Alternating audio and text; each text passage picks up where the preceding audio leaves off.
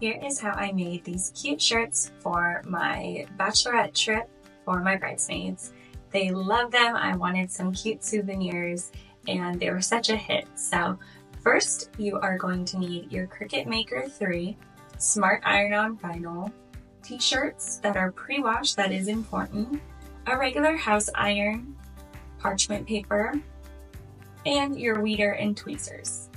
First, I'm going to start on Canva. You can use any program that you like. I use Canva because I find it really user-friendly, and I'm just typing in and changing my font. You can add whatever you'd like. I chose to make these shirts that I didn't want anything that said Carly's Bachelorette or anything like that. I just wanted it to be a fun little memory souvenir. So I put the national park that we were going to, the location of Jackson Hole, Wyoming. And you can see I'm just playing around with different fonts, the sizing. And then next, what I did was, if you go to the left-hand bar and choose elements, you can see some of the things I used, but you can also just search for elements in this search bar. So it was going to be a winter bachelorette, so I searched snowflakes, and in the graphics section, you can see all these different graphics. And I just went through and started to select different things that would remind us of the trip. We were going to do a wildlife tour, so I typed in buffalo and then buffalo outline. You do want to do kind of outline or solid picture art because the Cricut does better with that rather than photos. That would be a print and cut. But for this project, I just wanted simple line art. So you can see I'm going through and just selecting different things, playing around with their size, as well as kind of rotating them.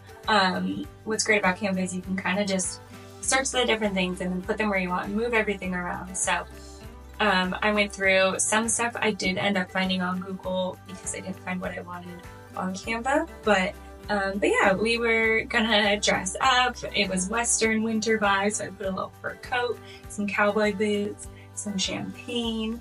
You don't want the lines on these items to be too thin. Everything I chose here worked out, so you can see they're not super thick lines, but some of those really thin line art ones that were really detailed might have a tough time on your Cricut. So yeah. And then I'm just moving things around to make it how I want. We were going to do hot springs, so I did a little hot spring in there too.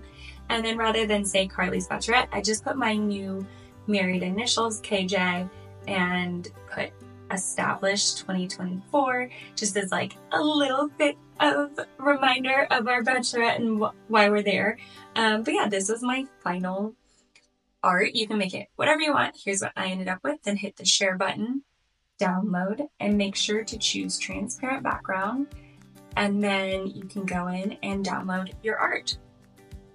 Next, we're gonna turn on the Cricut, so I open mine up and hit that power button with it plugged in. And then it'll kind of move around, and then moving over to my Cricut software, start a new project.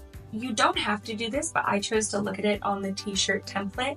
Made it kind of nice.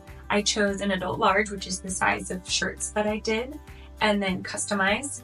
This makes it nice so that you can kind of visualize what your project is going to look like.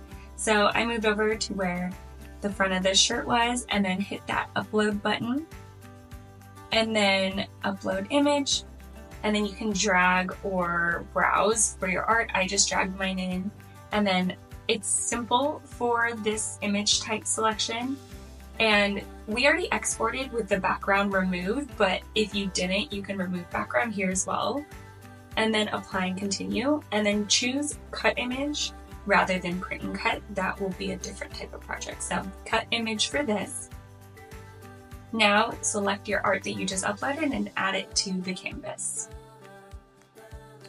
It will appear overlaid on the shirt, which is nice, so you can kind of see what it's going to look like. The placement doesn't matter since you're going to do that on the actual shirt, but you can just start to visualize what it looks like. It does say my image is too large. With this red notification, you can see that the Maker 3 can only have certain dimensions. It's 11.75 inches for the width, and mine is bigger than that. So now I'm just going to move it in, make it smaller to fit within the dimensions that my Cricut can cut out at. So once I'm happy with that, I I can hit the make button in the top right corner, and you can save your project. I already saved mine, so I'm not going to right now. And then choose without a mat if you are doing the smart iron-on vinyl that is the full width of the machine. If you have a smaller piece, you can use that, but for this, I'm just doing without a mat. Then it will appear like so. It'll show your dimensions, and important for this is you want to hit that mirror on because it's the iron-on type. So next, go through and select your smart iron-on as your base material, and then you'll hit that little button that it shows you to hit right here. But before we do that, you want to take your smart iron-on material out of its box. Here's just some more details. I'm using the ocean color, and it is 13 inches by 3 feet. Take that out, and then you're going to load it with the shiny side down and the matte side up, and then hit that button that the screen had told me to, and now it will measure the length.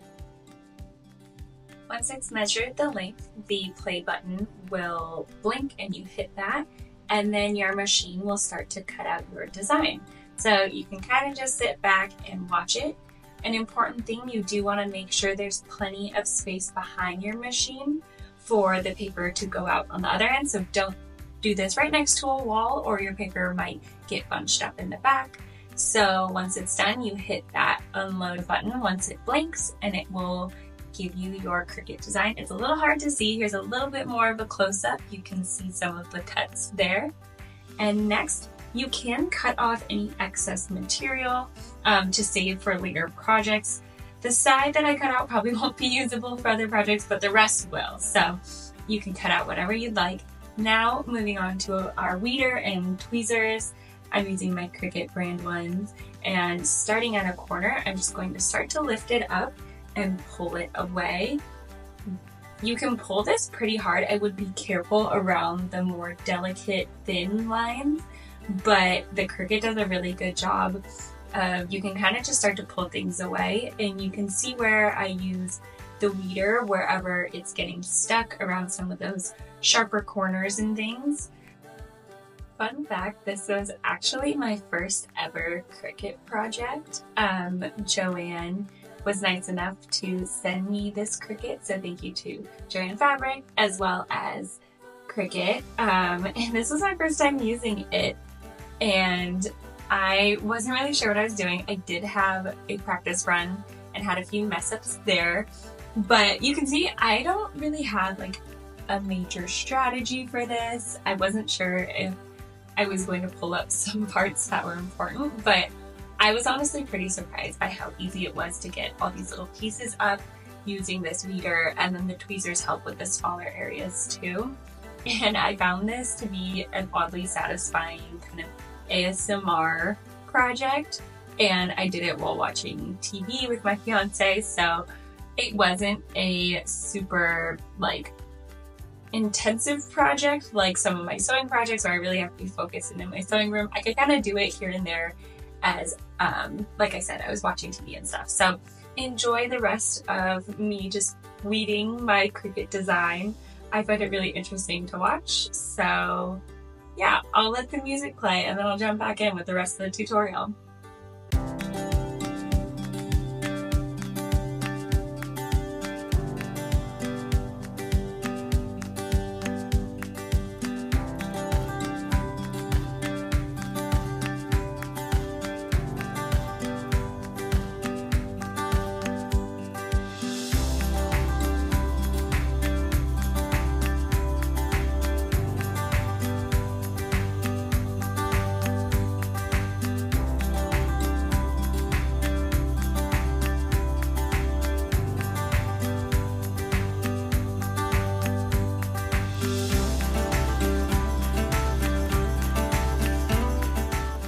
So here is what I end up with. It is the clear material with my Cricut cutout on top.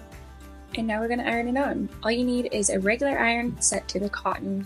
Linen settings, your t-shirts, make sure to pre-wash these so that your shrinking doesn't happen after you iron on. And then lay it out on a hard surface. I'm doing it on this bench with some towels underneath. And then line up your design on top of your shirt, and I'm measuring about 3 inches down from the collar, and in this size large it's about 3 inches on either side, the left and the right. You can see I'm taking a few tries to get this even, laying it down flat on the top and just kind of measuring, and then lifting it up and repositioning it as needed. Make sure underneath, as you press it down, that there are no wrinkles, or else your iron-on material will wrinkle on top of the iron and not be flat. So just take some time to do this and make it look really neat and nice. And once you feel good about that, you can move on to putting some parchment paper on top of your design and then pressing down on your iron pretty hard for about 20 seconds. I moved to the floor for this because I felt it was better than my bench for the iron. But yeah, you can see I'm just putting down some weight, and make sure to hold for 20 seconds. Next, all you have to do is lift up the clear material and just make sure to go slow and make sure your design isn't lifting up. And if it does, that's okay. Just go back in with the parchment paper and iron and press those pieces again. Continue to lift and pull all of your designs away. Some areas I went a little slow. I probably could have pressed this for a little longer. And once you pull all of that clear material off, your shirt is done. And this is how it turned out. Hope you enjoyed this tutorial. If you have any questions, feel free to comment them. I'm happy to help, and I just had so much fun with this, and my girls loved these shirts too. They were such a fun little sleep shirt souvenir for them, so hope you get the chance to make these for your friends.